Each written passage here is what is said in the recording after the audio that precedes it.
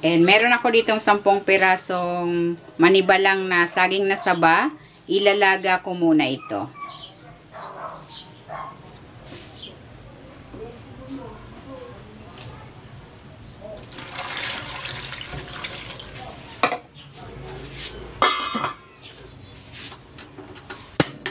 Ilaga natin ito hanggang sa maluto yung saging na saba. Ayan, luto na. Hahanguin ko na ito. Kung hindi ka pa nakapag-subscribe sa aking channel, please subscribe at i-click mo na rin ang notification bell para lagi kang updated sa aking latest recipes. Since wala tayong mortar and pestle o yung bayuhan, gagadgarin ko na lang ito gamit itong cheese grater.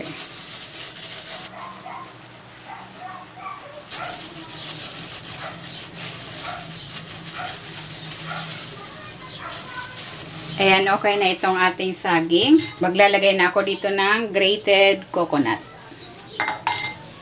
asukal, margarine, at maglalagay din ako ng crushed peanuts para may kakaibang texture. Ayan, imimix ko ito gamit itong aking rolling pin. Para kunyari nagbabayo-bayo din tayo.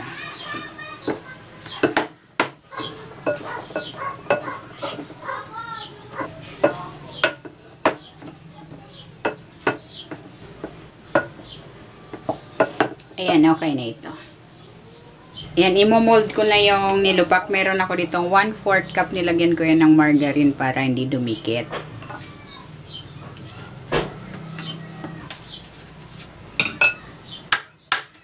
Ayan.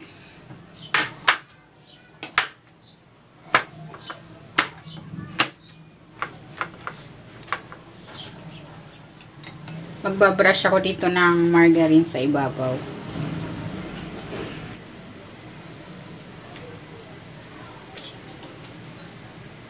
Maglalagay din ako ng crushed peanut.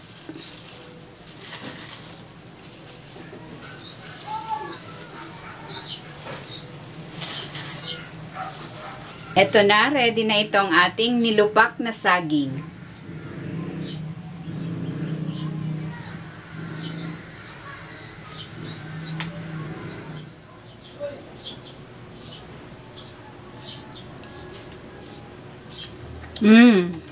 Sarap.